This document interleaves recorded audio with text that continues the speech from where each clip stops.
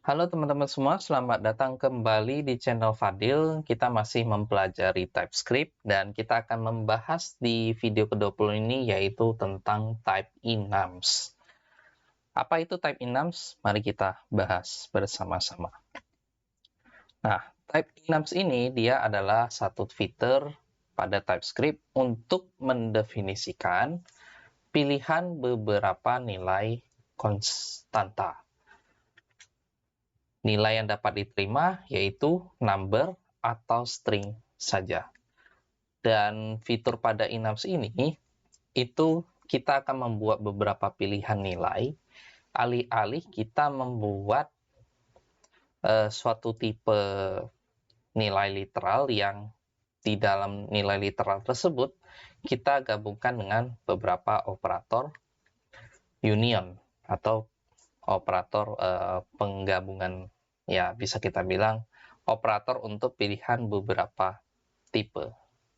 Nah, enums ini sebenarnya cocok untuk menggantikan union dari suatu beberapa nilai atau tipe literal.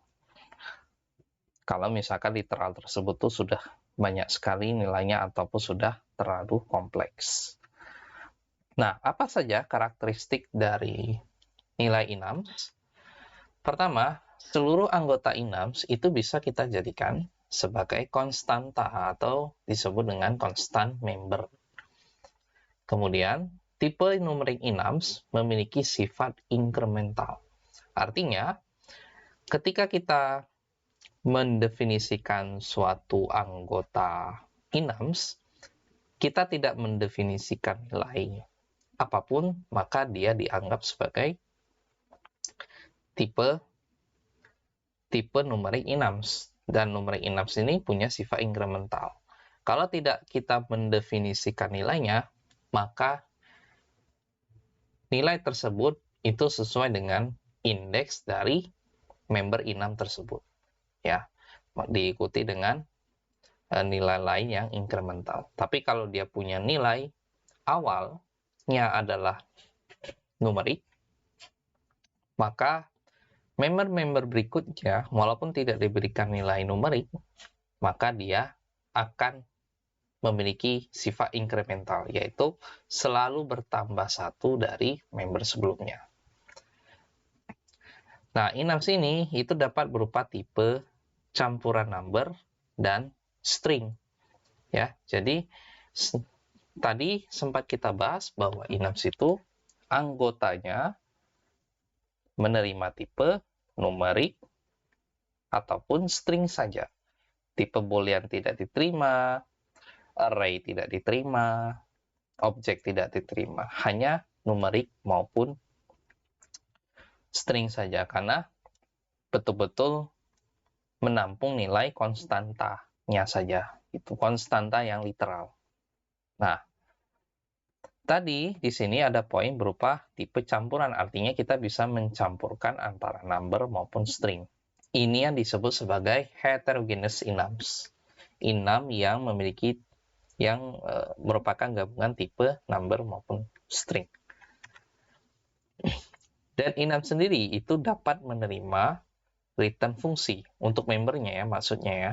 Jadi member dari suatu enums itu bisa menerima return fungsi atau properti yang bertipe number maupun string.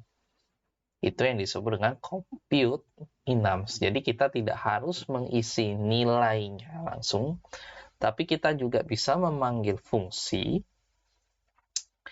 yang juga mengembalikan nilai number maupun string. Begitu, ya. Misalkan apa? String memiliki panjangnya. Jadi bisa kita gunakan properti length. Atau fungsi, ya. Fungsi matematik misalkan mat.py itu juga bisa jadi contoh. Atau mat.power, POW untuk perpangkatan dan lain sebagainya. Ya. Sekarang kita akan coba langsung mempraktekkan enums ini ke codingan kita. Baik teman-teman, silahkan dibuka kembali Visual Studio Code-nya Dan seperti biasa, buatlah sebuah folder baru, folder 20 type enums, dan teman-teman pastikan buat file index.ts ya. Nah, ini index.js diabaikan saja dulu karena ini hasil kompilasi dari yang saya uji coba lah sebelum membuat video ini. Nah, sekarang kita akan mempraktekkan tentang enums ya.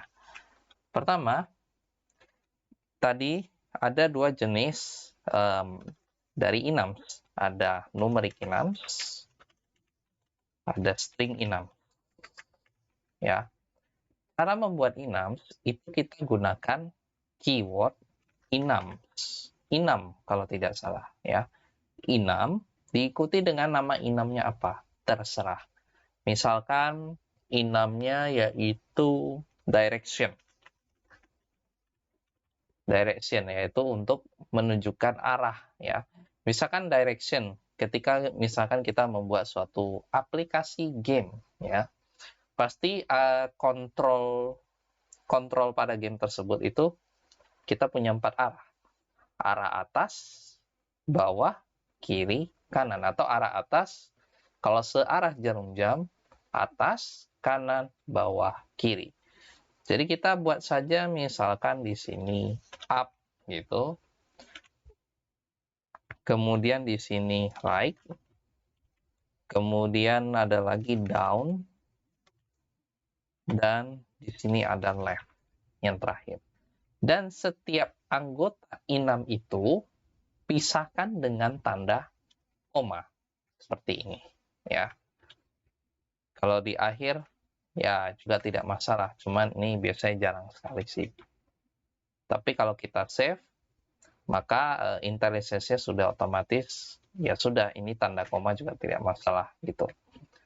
Nah, sekarang cara kita memberi nilainya numerik ya, numerik enums, dan ini kita bisa isi dengan nilai berapapun. Misalkan up itu 1, right itu 2, down itu 3, left itu 4. Nah, nilai dari setiap anggota enum itu gunakanlah tanda sama dengan ya. Gunakan tanda sama dengan. Oke. Nah, sekarang bagaimana cara kita menggunakan enum ya? Di sini kita juga sekalian belajar cara menggunakan enum. Oke. Misalkan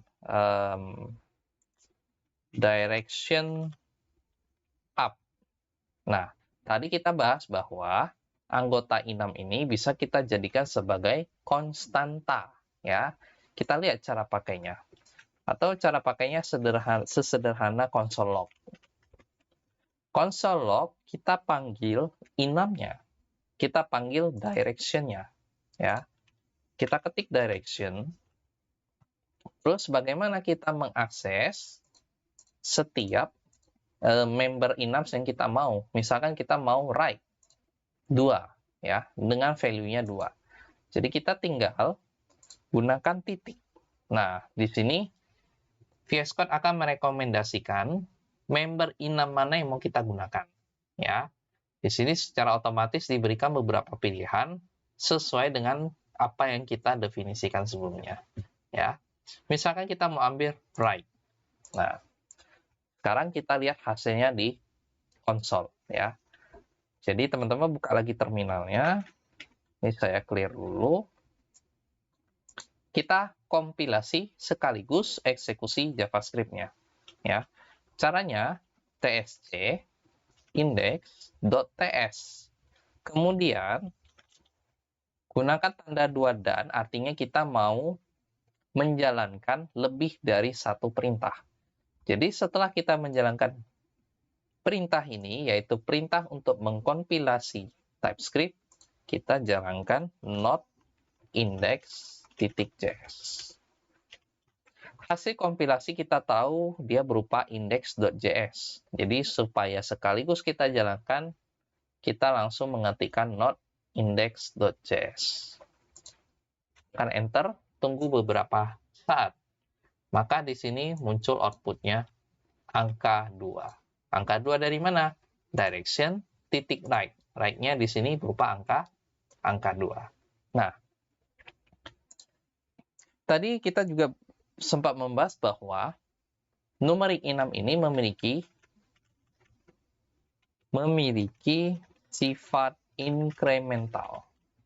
Inkremental artinya nilainya bertambah atau meningkat ya, meningkat. Karena asal katanya yaitu increment, yaitu nilainya meningkat. Nah, jika kita tidak memberikan nilai awal, jadi misalkan nih saya hapus semuanya gitu. Nah, jika kita tidak memberikan nilai awal, maka member pertama itu memiliki nilai defaultnya 0. Jadi teman-teman arahkan kursor mouse-nya di atas member enumnya up, teman-teman bakal lihat di sini adalah 0. Sesuai dengan indexingnya ya, indeks dalam array itu sama, dia diawali dengan angka 0. Begitu juga dengan enum ini. Jadi kalau kita tidak memberi nilai awal, maka defaultnya di sini adalah 0. Bagaimana dengan member selanjutnya? Kita arahkan kembali kursornya, dia akan memiliki nilai 1. Kalau down memiliki nilai 2. Kalau left dia memiliki nilai 3. Seperti itu. Nah, sekarang kita coba buktikan ya. Direction.up, kemudian kita duplikat direction.right. Ini kita Ctrl+C, Ctrl+V aja langsung seperti ini juga bisa. Down dan left. Nah, sekarang kita coba kompilasi, maka kita berharap output ini 0, 1, 2, 3. Ya. Kita kompilasi ulang. Ya, 0, 1, 2, dan 3. Seperti itu. Ya. Nah, sekarang bagaimana kalau kita menginisialisasikan nilai awal di sini? Misalkan kita buat sama dengan 3. Bagaimana dengan nilai di bawahnya? Kalau kita lihat di sini, right bakal bernilai 4. Yaitu bertambah 1 dari member sebelumnya. Sebelumnya 3, maka selanjutnya nambah 1. Dia jadi 4. Nah, karena di sini 4, di selanjutnya juga tidak diberi nilai awal, nambah 1 lagi, dia jadi 5. Nambah 1 lagi, bawahnya jadi 6. Seperti itu. Ya. Kita kompilasi lagi, maka muncul 3, 4, 5, 6. Nah, bagaimana kalau di sini up-nya 3, down-nya, itu kita, misalkan, down ini kan harusnya nilainya 3, 4, 5. Bagaimana kalau kita memberi nilai lain, misalkan 10? Bagaimana dengan nilai yang lain? Oke, kita lihat lagi. Kalau ini up-nya 3, maka right-nya 4. Ini betul. Tapi kita memberikan down-nya 10. Berarti berapa nilai left? Nilai enum untuk left ini. Maka dia bernilai 11. Begitu, ya. Jadi kalau kita kompilasi lagi, maka menghasilkan 3, 4, 10, dan 11. Ya. Seperti itu ya, perilaku dari enum sini. Gitu. Jadi, kita bisa memberi nilai awal, nilai initializer, dan dia memiliki sifat incremental, atau nilainya meningkat. Nah, sekarang kita akan membahas string enums, ya. Mungkin sebaiknya ya kita coba buat satu contoh lagi. Ini saya komentari saja ya. Nah, untuk string enums kita buat enum lagi. Misalkan kita punya pakaian atau sepatu atau apa, kita ambil salah satu contoh pakaian baju kita aja saja ya. Dia memiliki kalau kita berbelanja pakaian dia pasti memiliki ukuran-ukuran tertentu ya. Bisa itu extra small, bisa small saja, medium, large, atau extra large. Jadi kita punya 5 pilihan ukuran. Oke? Misalkan di sini shirt sizes. Ya, shirt sizes. Kita punya apa? Tadi kita punya extra small.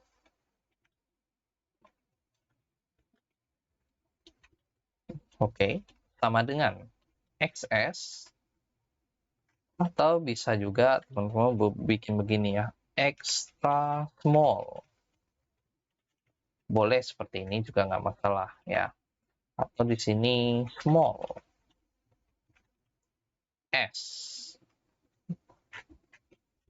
Terus ada medium, M. Ada large, L. Ada extra large, XL. Oke. Nah, sekarang kita misalkan punya satu contoh, misalkan apa? T-shirt. Ini cloth size saja lah ya. Cloth size. Nah, t-shirt. Nah, t-shirt ini kita bisa gunakan tipe ini t-shirt size misalkan. Nah, di sini kita bisa memanggil enum ini. Jadi kita bisa menyebutkan tipenya secara eksplisit dia adalah enum ya. Jadi kita bisa buat cloth size gitu. Nah, nilainya bisa diisi dengan apa? Gitu.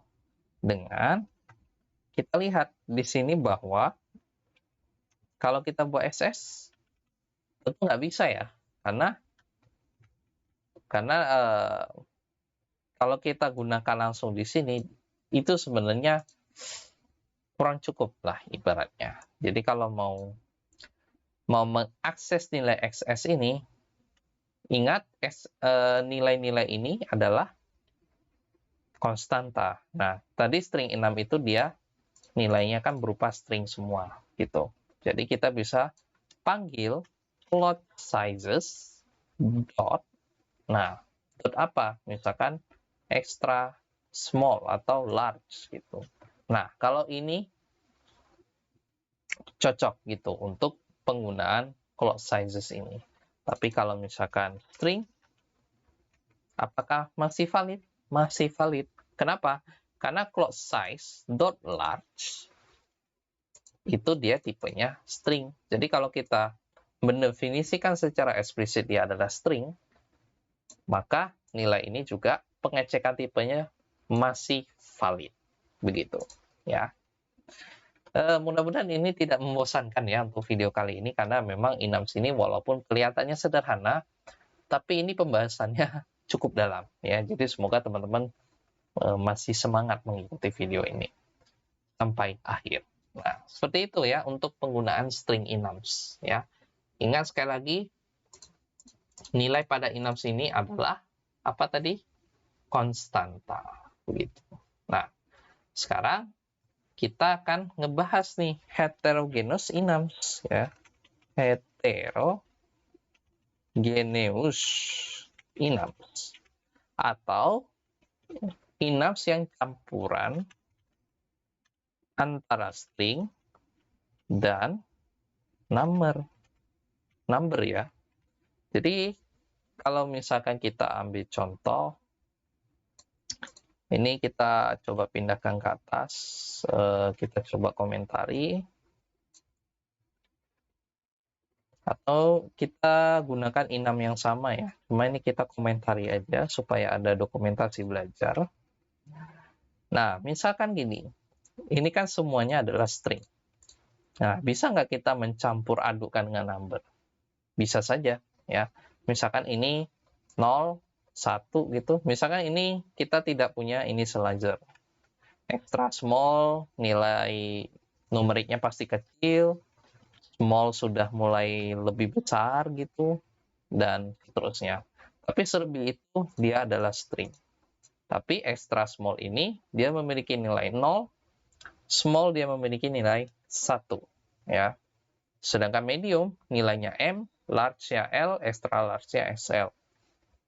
Nah, kalau kita punya seperti ini, dia adalah heterogeneous enums ya.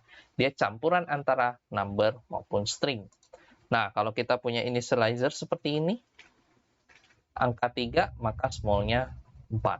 Seperti ini juga boleh. Nah, bagaimana kalau misalkan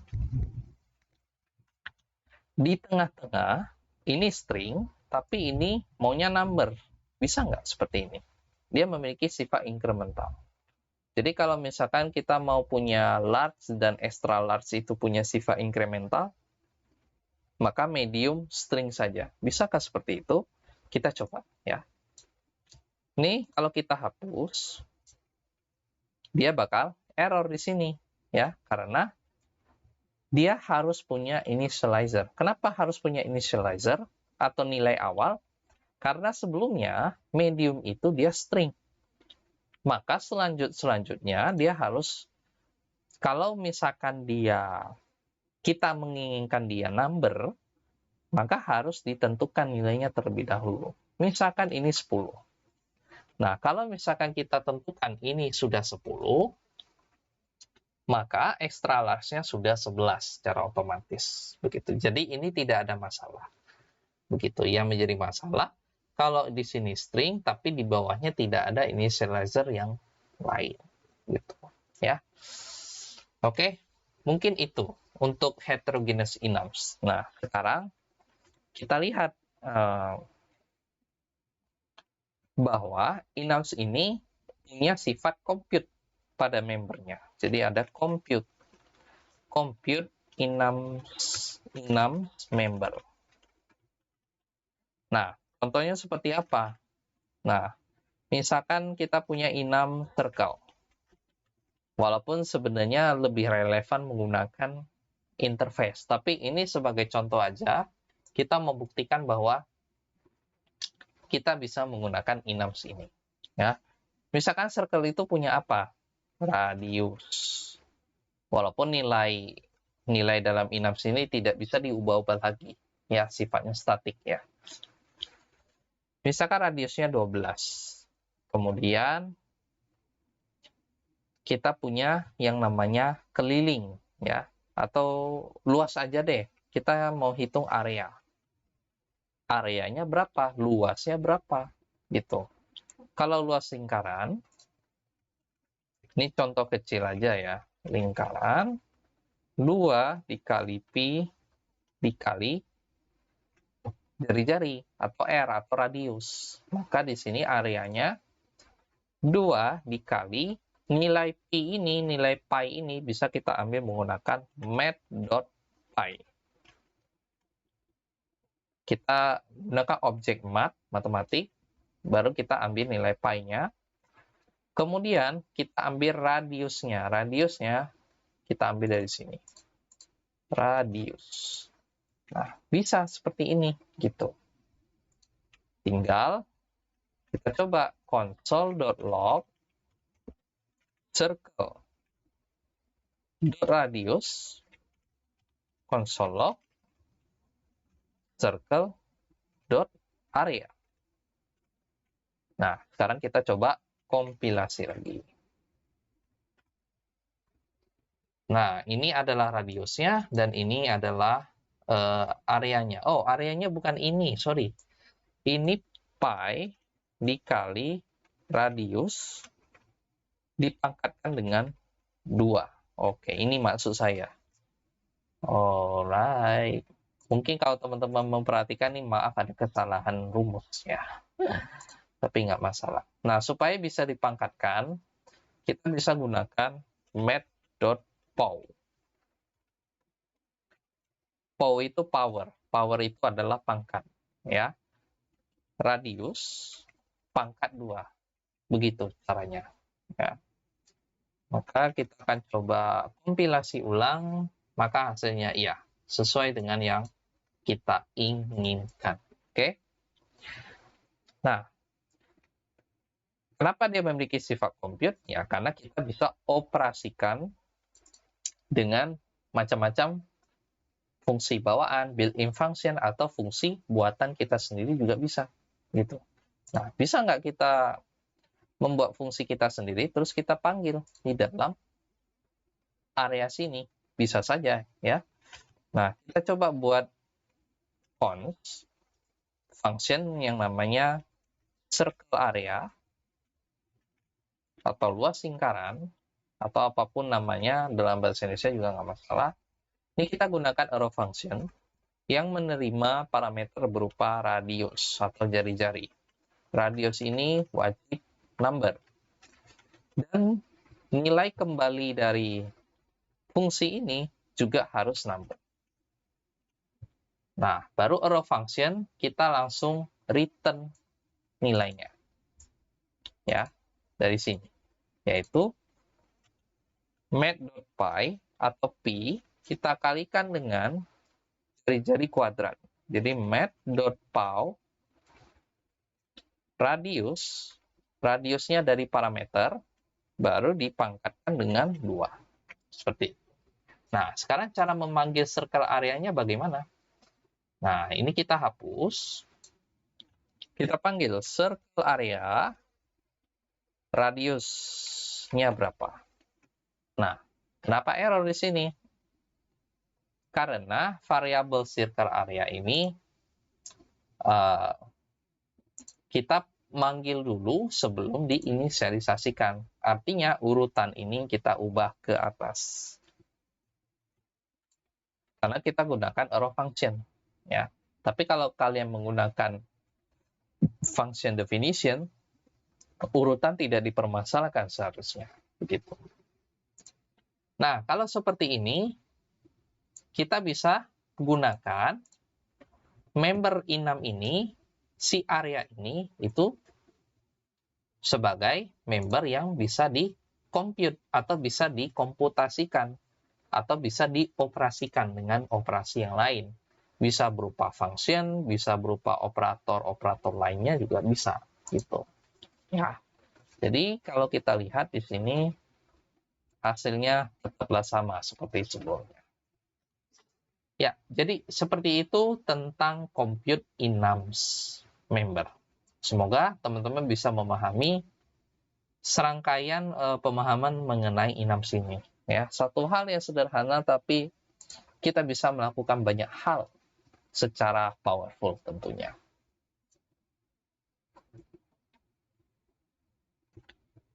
Sekian video kita pada pembahasan enums kali ini, dan ini mungkin menjadi rangkaian dari pembahasan kita mengenai TypeScript. Ya, mungkin untuk materi-materi TypeScript selanjutnya mungkin teman-teman bisa explore, atau mungkin nanti mudah-mudahan kalau ada kesempatan saya coba buatkan videonya lagi. Dan di video selanjutnya kita akan coba menerapkan apa yang sudah kita pelajari di video-video sebelumnya itu untuk studi kasus. Jadi studi kasus nanti gambarannya adalah kita akan membuat tampilan web sederhana, aplikasi web sederhana menggunakan HTML, CSS, ya, terus dengan JavaScript. Cuman JavaScript ini kita gunakan dari hasil kompilasi dari TypeScript. Gitu. Jadi kita sebenarnya menerapkan TypeScript, tapi kita gunakan kompilasi. Hasil kompilasi itu nanti kita akan gunakan untuk memasukkan ke dalam script HTML kita. Jadi ya ditunggu saja videonya, dan semoga bermanfaat, dan sampai jumpa di video selanjutnya.